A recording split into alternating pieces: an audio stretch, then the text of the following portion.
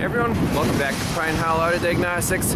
Got called in to a small shop here in State College on this 2007 Jeep Compass 4-cylinder. Customer complaint was it was misfiring pretty bad.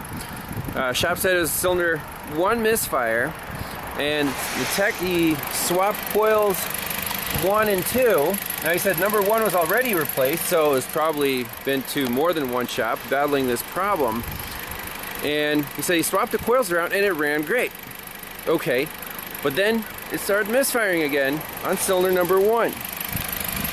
So right now it's running smooth. We have misfire counters up. There's 1, 2, 3, and 4. So I was like, well, he moved the coils around and it got better. What are the chances of a bad contact or a bad wire somewhere in this engine, the ignition harness here? So you just do a very light wiggle check. You don't want to disturb anything just yet while looking at the misfire counters. If you move this harness around, right there, see I lift up on this piece? See which cylinder that is. Yep, it is number 1. And if I move it back, it gets better, it gets worse. Now is it at the connector? It doesn't look like it's at that connector. It looks like it's somewhere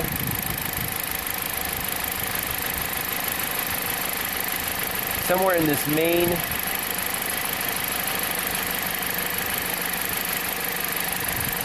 try to recreate it again. Sometimes, there you go. So pulling right here seems to be its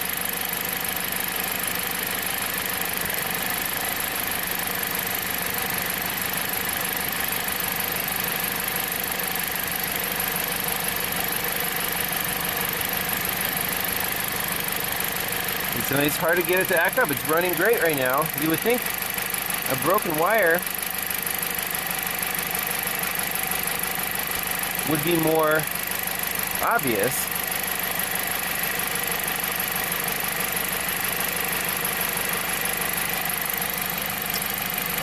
And it is setting,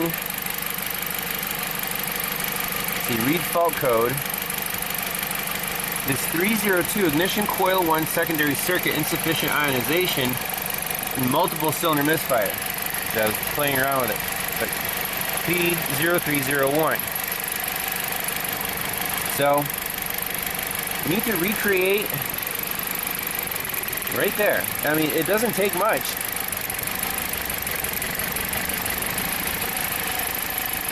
So what would your approach be? Tear this harness apart? Or what we can do is, are we missing the power or the control to this coil?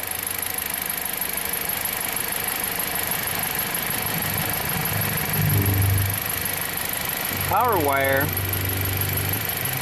looks like a brown, because the brown is shared on all 4 coils. Brown and white looks like, or brown and gray. And then the control wires are, separate. So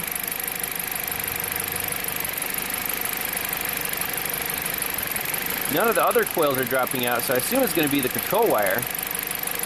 But we can plug in a test light right here to the power feed, make sure it stays bright, wiggle the harness, and then we'll go for this control wire. Okay, so I just had the misfire recreated, and we have a good power feed. We're not losing that on the ignition coil.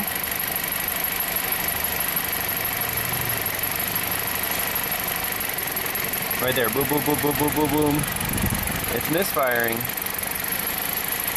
Let's go to the other wire. And again, we're going to battery ground. Now let's go from battery positive. Make sure our test light works. It does. Go on the control wire.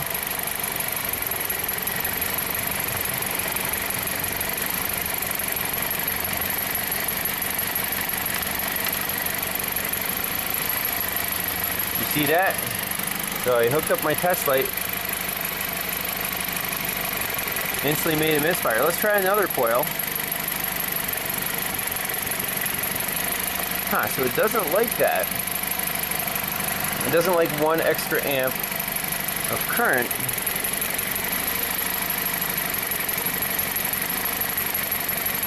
pretty cool. Let's, I really want to put a scope on this and compare a known good and a known bad.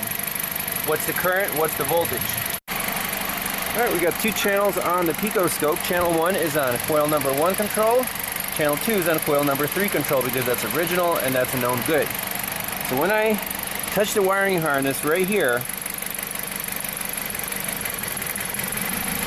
I can make it drop out channel 1, the number 1 coil. So when this thing is running fine, it looks great. I mean, it pulls down the, the driver on the computer pulls down the voltage to 0, it charges up the coil and then releases it, and we're back to battery voltage. No problems with the power feed to the coil. These are 2-wire coils, by the way. You can see we're at 14.2 volts right there, and the only time that control wire is pulled down is right when the spark's supposed to happen. When it's released, boom, there's a spark line, we're good to go. So right here seems to be the magic spot.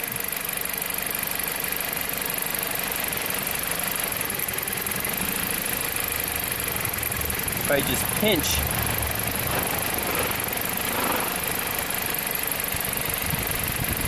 there's got to be a break in the wire, like right here. So now I think we have enough evidence to at least unwind this and look for that green wire and mess with that individually. So right here on the harness, this is factory, this is not factory all the way to here. And the car misfires when I disturb that.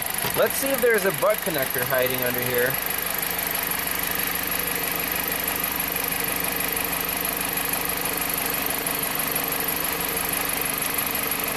Why is this harness taped up?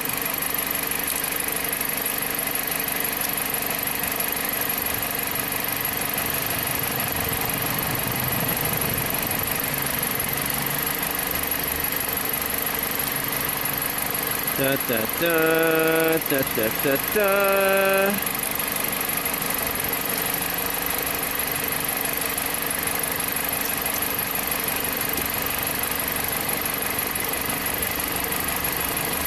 What's factory and what's not factory? Well,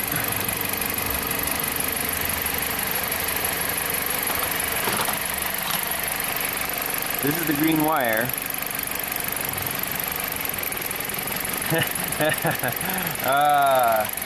Good old butt connectors. Love it. Here's your problem, lady.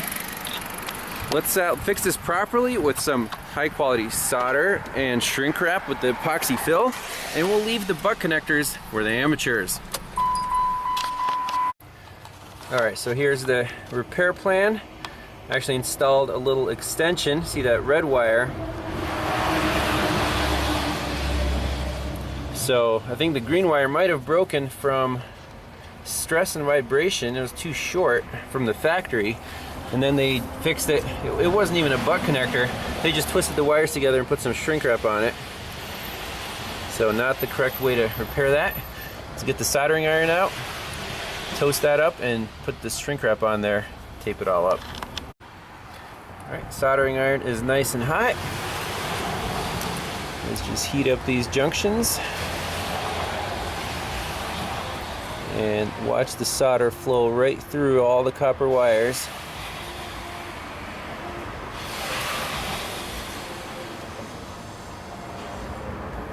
Okay, this one as well.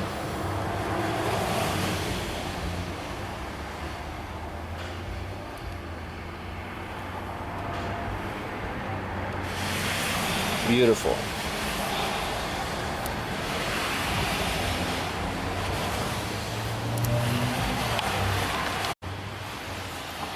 Right, let's remove our clips.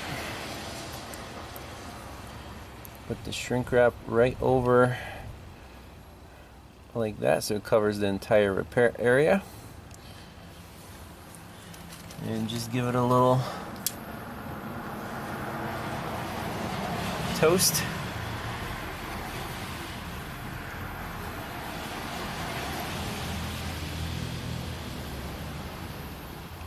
Beautiful. Nice and sealed. Good to go. Alright, there's the finished harness repair. Let's fire it up.